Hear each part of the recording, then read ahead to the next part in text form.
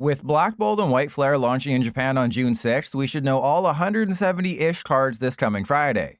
Ahead of that, several more great cards were shown off this week, and surprisingly, only 2 of them have the chance to stop you from playing the game. While everyone's freaking out about a turtle being trash, I'm more interested in the snake bird. Evolving from a fossil is never a good thing, especially with Genesect EX joining Badoo in the item locking realm, but Archeops is too wacky to ignore. The plume fossil needed for this line to evolve is okay, featuring a built-in bench barrier, though at 60 hit points a Dragapult's destroying it, and Archon merely exists to become an Archeops. That Archeops is all you care about here.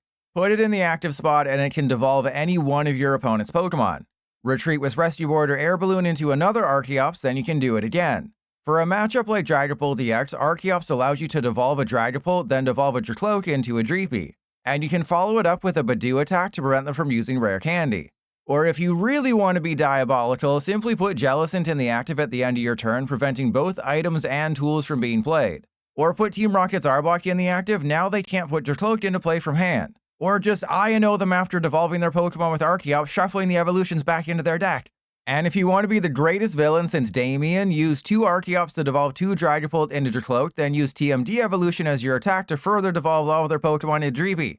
If you don't want to take the risk of running a fossil in a world where the Pokemon Company has made it their life's mission to make items useless, you gotta whack off a little bit. The old Reuniqueless is slow, being a stage 2 and all, but with the new Reuniqueless being playable, it might not be a bad partner. Otherwise, Totsadiri EX is risky and fast. Use Crispin and Sparkling Crystal, then try to get multiple Archeops in play turn 1, assuming they're in the top 10 cards of your deck. Because basic heavy decks like Raging Bolt exist, Archeops isn't meta shifting, but it should at least cheese some wins against stage 2 decks. And who knows, maybe Archeops pairs with UHC Spread. Because don't forget, you can still attack after using 1 or 2 or 3 Archeops abilities. And I don't think people understand how crazy that is. Back in a time when everyone was happier because PTCGO still existed and I was merely a foot aficionado, there was a card that struck fear into the hearts of anyone looking to play with their balls. That was, of course, Garbodor from Guardians Rising. For a single Psychic Energy, it did 20 damage times the number of item cards in your opponent's discard pile. Kids these days might scoff at the low amount of damage, but Buzzwole GX players know the feeling of getting destroyed by this thing all too well. Fast forward to now, where everyone is sad because PTCGO's been gone for 2 years, and just like Silent, I'm a full-blown foot connoisseur. Less importantly, Trash Alliance Garbodor is back in the form of a turtle. For a single water energy, Tirtouga does 30 damage times the number of item cards in your opponent's discard pile. I did the math, and even with Badoo everywhere, decks are still running on average 16 to 17 item cards. If they have 11 of them in the bin, Tirtouga's one-shotting Dragapult. Not bad for a turtle who's being used as a metaphor for how dirty our oceans are. Unfortunately though, Tirtouga evolves from a fossil. So if they use Badoo before you get a fossil down, you're screwed unless you're going for the Totsadiri or Reuniqueless or even Kingdra EX play. Weirdly, Tirtouga evolves from Ancient Cover Fossil, which we already have in Standard with an H regulation mark. Except the new one in Black Bolt and White Flare, an I-Block set, isn't a reprint. So unless they eventually reprint the cover fossil, Tirtouga and Carracosta will exist in a format where they can't be put into play through conventional means. I think this also happened with Carracosta GX back in the day, though that could just be my memory failing me like that time I forget. And those Carracosta are definitely interesting. The new one makes itself immune to damage from Pokemon with special energy attached to them. We're still not close to a format where special energy is everywhere, but Jet Energy, Legacy Energy, Neo Upper Energy, and the upcoming Ignition Energy all have a place in Standard. Additionally, the old Carracosta boosts damage against your opponent's active evolution Pokemon by 30, and it stacks. Put Relicanth in the deck, now you can evolve into either Carracosta, get the benefit of the ability, and still launch Ancient Debris. In order to get items in your opponent's discard pile, well, it's easy. For starters, most people will play items to, do things. But if they get stingy and won't finger their cards in front of you, there are ways to punish them. Rotom is probably the most direct. Yeah, the Lightning Energy attack cost is awkward in a water deck, but it discards all items and all tools from their hand. Airy uses up your supporter for turn, but it lets you choose any 2 items from their hand and discard them. Or there's Zerosic, who forces your opponent to discard their hand down to 3, though they get to choose what's pitched. Don't forget that you can always use Grabber to look at their hand, then Meddling Memo their entire hand for a new one of the same size if there's no items in the original one, making them ripe for a Rotom. Basically, there's a lot of ways to get Tirtouga to work.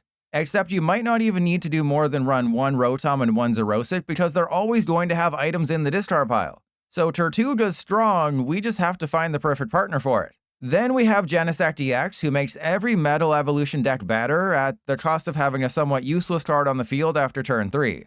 Not nearly as busted as Genesect V was back in the day, Genesect EX gets 2 Metal Evolution Pokemon from deck every turn.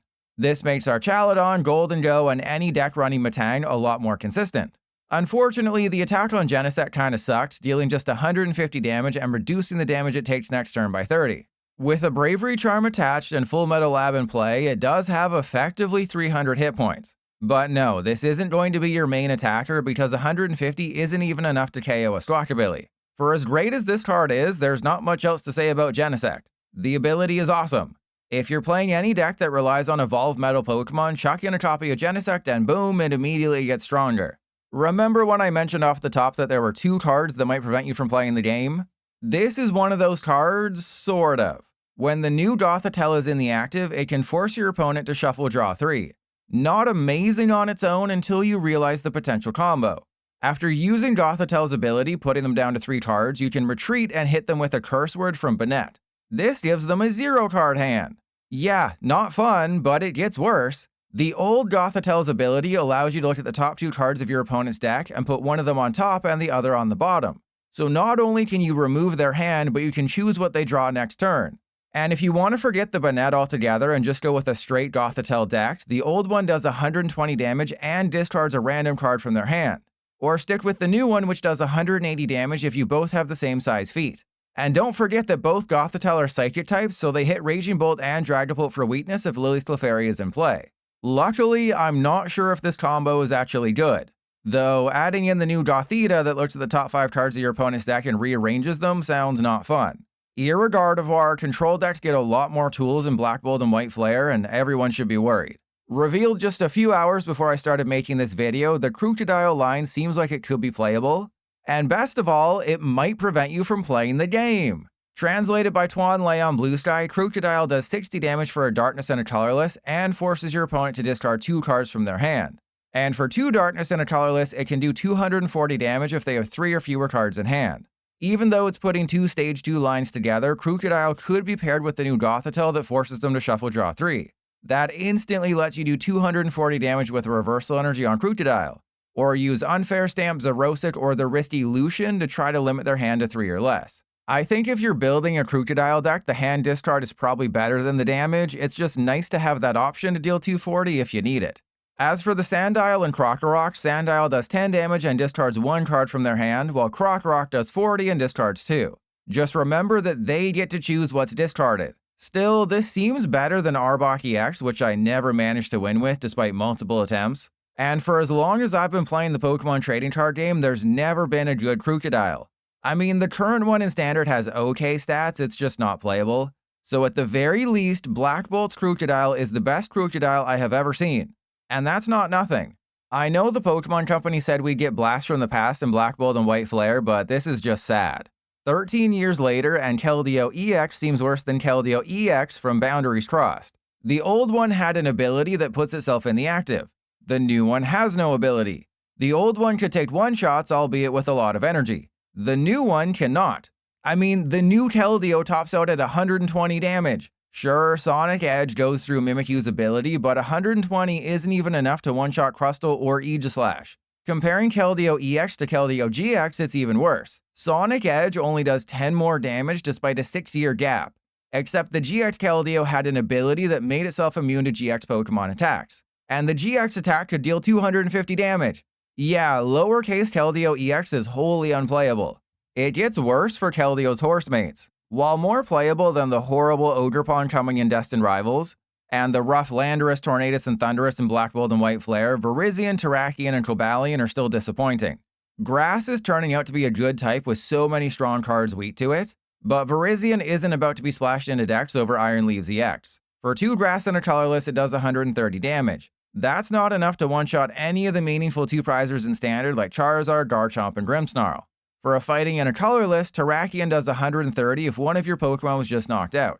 Maybe it slots into a Terra Box deck or something to revenge KO a Pheasantipity, but your opponent can kinda just let it sit there afterwards because it's fairly useless otherwise. And finally, Cobalion. As I mentioned with Carracosta, special energy usage still isn't close to what it used to be in the Lugia V-Star days. Even if it makes a roaring comeback like a moon though, Cobalion's first attack only does 20 damage while discarding 1 special energy. And you need 2 metal, 1 colorless, and a tool to hit for 120 with this metal type. Except I think metal is the type with the least amount of Pokemon wheat to it other than dragon and colorless. Ultimately, it kind of feels like these were designed to be super useful in a pre-release, except Black Bolt and White Flare are special sets, meaning there aren't any pre-releases. You know how I say childish things like P is stored in the balls, and if Justin Basil doesn't create a proxy for a card, then it's bad? Well, in this instance, both of those are true. Chandelure is absolutely horrible. 150 damage for 1 energy on a stage 2 isn't good to begin with. Add in the fact that you need 10 fire energy in the discard pile to do that 150, and you have one of the worst stage 2 Pokemon in the entire game. It could have been something like 100 extra damage for 10 energy and 200 extra damage for 20 energy in the discard pile, except even then it still wouldn't be very good. Just stick with Ethan's Typhlosion if you want a stage 2 fire type that does big damage for a single energy. Don't let this Shanda lure you away from that. Finally, we have Vullaby and Mandibuzz. And yes, it's pronounced Vullaby like lullaby and not Vullaby like you better Vullaby subscribe to me. Even though Justin Basil didn't make a proxy, surprisingly the Mandibuzz has some viability. Once during your turn, regardless of where Mandibuzz is, you can have your opponent reveal their hand. That's just good in general, letting you know if an INO play is helpful or not. But if they happen to have a Pokemon with 70 hit points or less in that hand, then you can put it directly onto the bench. Not only can this potentially jam up their bench, preventing someone useful from being put down, but it can also open up the possibility of easier prizes. Unfortunately, Mandibuzz might not be the best way to do this. You'll have to devote at least 2 slots in your deck, hoping you don't prize one of them. And it's not like the effect is guaranteed. Though again, peeking at their hand is helpful. For decks that want to bring Pokemon down, Accompanying Flute seems like the best, even if it fails 90% of the time. Or there's Lickitung, who brings up to 2 down from hand with its attack. And for stall decks, Erica's Invitation puts that basic in the active. Still, in a Uchi spread deck or de-evolution deck or something wacky that I haven't thought of yet, Mandibuzz could be fun to play around with for a couple of hours. Remember that we'll be getting Black Bolt and White Flare on July 17th in Pokemon TCG Live, complete with a brand new Battle Pass. Japan sees all these new cards on June 6th, so expect the full reveal this Friday with an early preview of the best decks the week after. One of those remaining cards will be Fennel, which is a supporter that heals 40 damage from each of your Pokemon. Compared to Saguaro, it's an immediate improvement. And this is also your reminder that there was a character in Black and White called Fennel who I think was that dream lady with Mana or Musharna or whatever. Until then, let me know in the comments if you prefer paper straws or plastic straws.